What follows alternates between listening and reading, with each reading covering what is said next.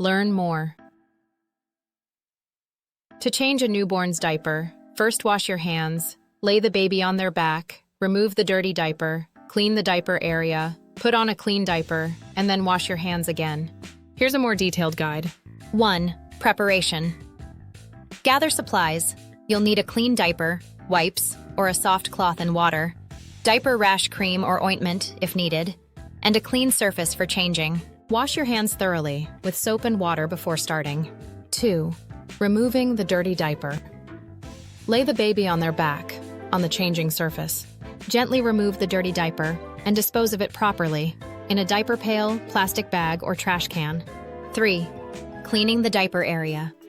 Gently clean the diaper area with wipes or a soft, damp cloth, paying extra attention to folds and creases. Always wipe from front to back to prevent infection. If your baby has diaper rash, apply a thin layer of diaper rash cream or ointment, as directed. Pat the area dry with a clean towel or allow it to air dry.